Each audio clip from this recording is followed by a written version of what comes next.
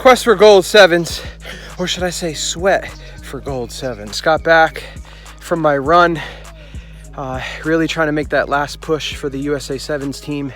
You just never know. This one's probably going to be a little bit longer than the ones that I'm used to doing. You know, I try to give you guys the information as quick as possible, right to the point, so I'm not wasting your time, and that you're getting what you need in a short time frame. Quest for Gold Sevens took place in Los Angeles, California at Dignity Health Sports Park. The last Olympic Prep Sevens tournament. Big props for them putting this on.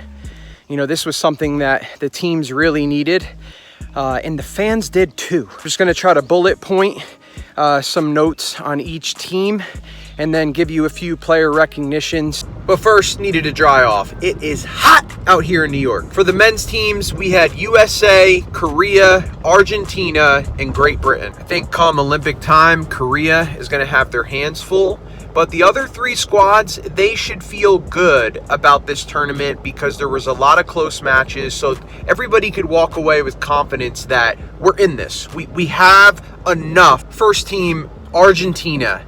They have been on a killing spree. They won Sudamerica Sevens. They won the Madrid Sevens. They won the Emirates Invitational Sevens, and then they took the Quest for Gold Seven. They went 5-1 at this tournament, and I think the most noticeable thing about Argentina is they are extremely fast on offense and defense. And defense, they are right up in your face. They love that pressure blitzing type of defense. And on offense, they are just, I'm going to run straight at you. But at the same time, they have such a mixture of skills across the board that you can never fully commit as a defender when playing against them because you just don't know what they're going to do next. You think you may get a break when one of the bigger guys touch the ball? Not the case. Lean, mean giants, still able to outpace you. They are a very dangerous team right now. And the only thing that I could say negative about them is that they haven't had to experience loss lately. Sometimes you experience a loss and you could regroup, you could collect yourself, and then you could get better. Argentina hasn't had to do that because they keep on winning. There's quite a few players to name on that squad. But Rodrigo Igro was our player of the tournament. Guy is a stud, extremely athletic, fast, strong, agile, tough to bring down. Exciting to watch him play. And then Luciano Gonzalez, even harder to bring down, a real bowling ball type of player. Next up, we have Great Britain. They went 1-2 on day one, but only lost by 2 points and 3 points.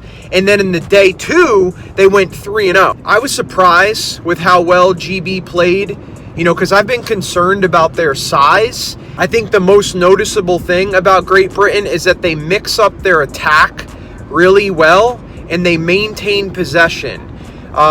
Their ability to pass the ball around between their players and still keep possession keeps the defense on their toes the whole entire time. And then they have those playmakers like Dan Norton, Tom Mitchell, Lindsey Haig, the vet Dan Bibby. I thought their player of the tournament was Jamie Farndale, a real load to bring down and had some speed as well. He had a couple breakaway runs where I thought he'd be caught and he just wasn't. A great finisher.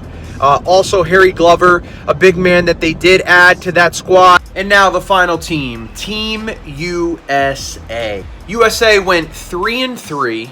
They came with a loaded lineup, 22 players. As most know, this was the last tournament for these guys to put on a show, to put their hand up for Tokyo. And they are going to announce it live this Friday. In past prep tournaments, USA has not been bringing their, OG star-studded lineup that you see on the series all the time. And I think that it really showed.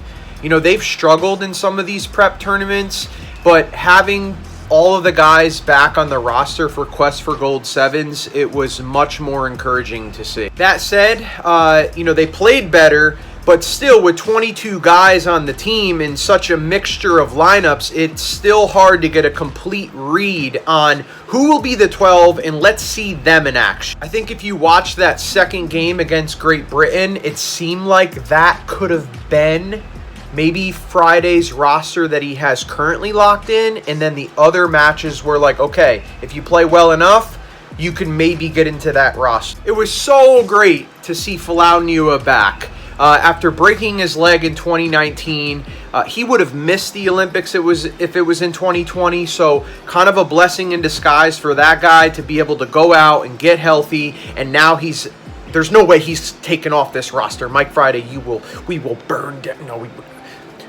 another exciting guy to see back in action, Perry Baker. His injury recovery has not been as long as 𝐒𝐈𝐋𝐄, but breaking your fibula is still a concern, especially in the year of an Olympics. But this guy is back in action. His recovery process has been great, and we got to see him really break out into stride in that second game against Great Britain, the first try. Another guy that was great to see back in action, I don't know if he's had injuries or Friday was just giving him a rest, because he's such a brutal man on the pitch and he takes a lot of shots. Danny Barrett, just having him out there is necessary. He's got a 𝐒𝐈𝐋𝐄 type of vibe where he's just needed on the field as a field general, as a motivational speaker out there, as a guy that's going to be the backbone of the team and encourage the guys forward. And you saw the other guys. Ben Pinkelman didn't play a ton of action. I hope that he's doing well. Madison Hughes, he had a little crink out there in one of the matches. Hope that he's okay. Matai Leuta, definitely one of the backbones of the team as well. Osefo, Thomasine, and of course, Carlin Isles. Had a nice try on the wing where he got tackled, put the ball down, got up, and ran it in. Great to see. Okay, that's 9 guys that I just named.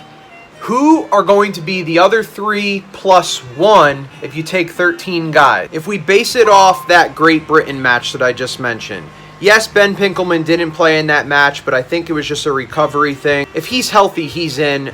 I don't have a doubt in my mind about that. But other faces that were on that squad were Ben Brazel, who had a great tournament. Even later on in the tournament, had a breakaway try, that really showed some speed, and had a great hawk down against Korea where he prevented a try. You had Maceo Brown, who is a regular guy on the series. He's been with the squad for a couple of years now and has got a lot of playing time. I would not be surprised if he's fine as well. You had Brett Thompson, a veteran that has been around the squad almost longer than anyone, and this could be his last shot. We have to see how much he has left in the tank. And then you have Kayvon Williams, another regular on the series. It would be tough to keep that guy off the roster. Brings a lot of speed, has been doing a great job at scrum half.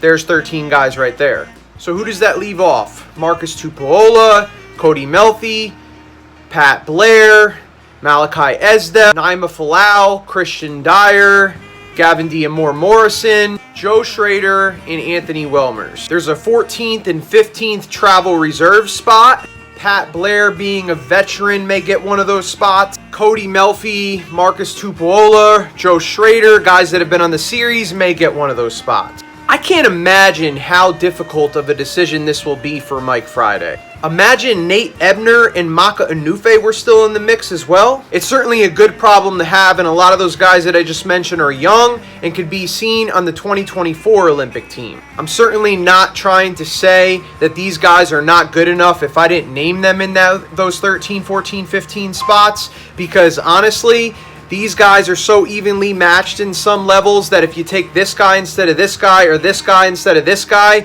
it's not a lose. You can make an argument for so many of these guys to be in one of those 12, 13, 14, 15 spots. They're that close in skill level. And you know, my heart just goes out to all the guys that don't make the squad or that do make the squad. You know, there's 2024. But wow, yeah, this is it's obviously going to be emotional time for a lot of the guys, you know, I just wish all of them the best. And yeah, let's get through this process and then let's get to Tokyo. So Quest for Gold Sevens, great tournament, great to see one last shot at these squads, and we're excited. We're excited. Here we go, Sevens life down to the last second, baby.